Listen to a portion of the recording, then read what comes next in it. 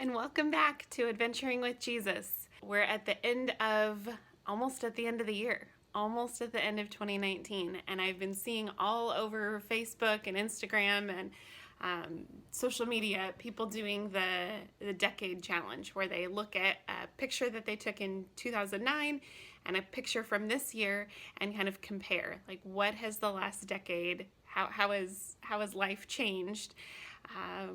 What does life look like now 10 years later? And so I thought, why don't I do something similar? But instead of looking 10 years ago in pictures, I would look 10 years ago in my journal.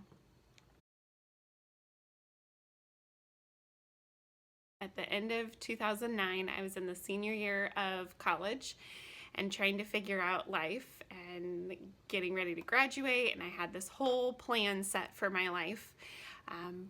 But it's really interesting because I find myself 10 years later in a similar position. I was in a season of really trying to understand God's call and God's purpose in my life. And I think it's really funny that 10 years later, that's still something that I'm working out with God. I read in a devotional, the devotional 100 Days to Brave by Annie Downs, this idea about calling being a more overarching umbrella. I think in the Christian circles especially, but in other areas of life too. We talk a lot about finding your calling. What's your purpose? What's your passion? And we put a lot of emphasis on figuring out your calling and then walking in that. I feel like if we haven't figured out our calling in life, we haven't figured out life. There's so much pressure on figuring it out, making sure it's the right thing, making sure you're understanding what God's intention for your life is. And one of the questions that she poses in this devotional is the idea of, what if we have one calling in multiple expressions? And for some reason, when I read that, it just unlocked something different for me. Like, what if instead of our calling being this really honed in specific thing, what if our calling was bigger and broader and more overarching, and that throughout our life, in different seasons of life, God has us express that calling in different ways? And so as I was pondering that and thinking, I went back to my journal, kind of reading back through things that I had been journaling. I was going to a Christian school, Gordon College out in Boston at the time, going through old chapel notes and things like that. And one really stood out to me, and it was September 2nd of 2009. One of the things that I had written down is this phrase, "Don't worry about your wattage." They were talking about shining your light. It says, "Don't worry about your wattage, live your life and allow God to shine through you." And that just really stood out to me, especially as it relates to calling, because I think, again, we can get so focused and so worried about, are we doing the right thing? Are we on the right path? And while there are definitely times where God opens doors and God specifically asks you to walk down a certain path or opens certain doors for you or very clearly directs you in a certain way, again, we can get so caught up in, is this the right thing, that we either paralyze ourselves from doing anything, or we get so focused on the comparison piece of that we're comparing our life to somebody else. And I just really liked that phrase, "Don't worry about your wattage," right? It's God who's shining through us. It's not us who's shining. So it would be like asking a light bulb, why are you a 60 watt and not a 100 watt? Well, the light bulb doesn't know. The light bulb just does what it was designed to do. Even though those light bulbs that have multiple settings, you have the three-way light bulbs, and they're dim, you can get them brighter and stuff. You make them brighter or dimmer for different reasons. It's the same light bulb, but it can shine bright or it can shine more dimly based on what you need. And I think that's kind of similar to us. God uses us in different ways for different things. And if we're out there trying to control our wattage, trying to control what we look like, use ourselves in the wrong way, right? There are times where a 100-watt light bulb is absolutely what's needed. But there are other times where the atmosphere, the situation calls for different kind of light. And if we get so stuck on what our light needs to look like, rather than allowing God to be the one to ordain that, to be the one to determine what that looks like, then we might do the wrong thing, place ourselves in a situation that isn't quite right. And so we need to be attuned to the Holy Spirit's direction.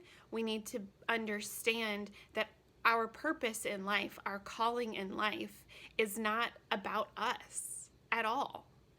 It's about being willing to be a vessel for God to reach his people. And really, like, there's so much joy in being able to set down your own plans for your life. When I look back to what I had planned for my life at the end of 2009, I had this whole plan.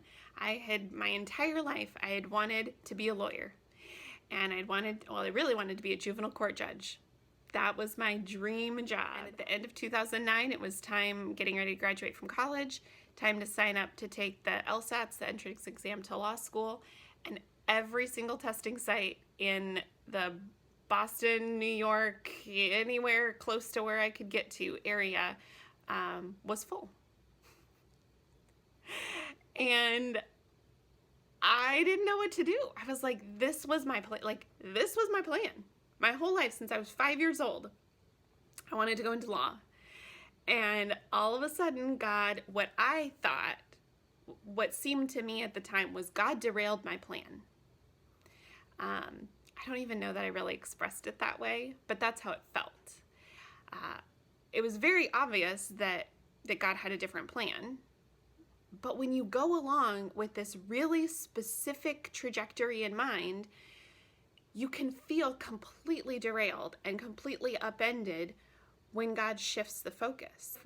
If in 2009 I could have lived with the understanding of one calling and multiple expressions, I think I would have been a heck of a lot less anxious when my plan, the right plan, when that door got closed.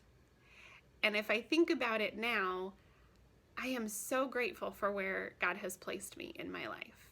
And I wouldn't be here if I had gone to law school.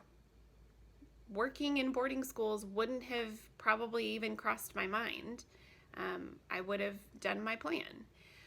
But it's so clear to me that I am exactly where I need to be. And I don't know that I ever would have ended up here. And it's funny because we were at a faculty party just the other day and I was telling somebody about like, oh, I always wanted to be a juvenile court judge and be in law.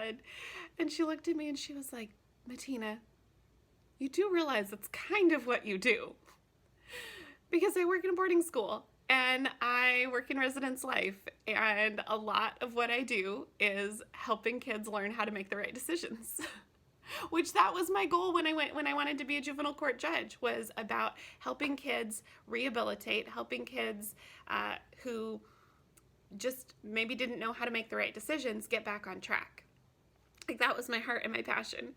And I had never had somebody point out to me before, like, you're basically doing that, just in a completely different way. I think that's just the graciousness and the humor of God to again just reposition you enough that you are moving in the way that he needs you to be moving for the things that he has called you and purposed you to do.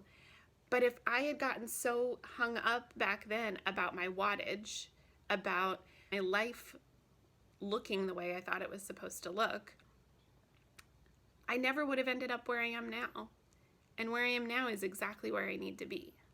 So wherever you are finding yourself today, if you are in a season where you're loving where God has you and you feel completely fulfilled and like you are walking in your calling, or if you're struggling to understand that, you're struggling to see the purpose in where you are, or you're feeling like, I just want God to use me, like, maybe take a step back. Maybe look at it from more of that bird's eye perspective and think about, are you living your calling? Because it's really possible that you are living out exactly what God would have you do right now in this season, but you're missing out because you think it's supposed to look a different way. So, as it says here in my journal, don't worry about your wattage. live your life aligned with God and allow His light to shine through you. Keep on adventuring.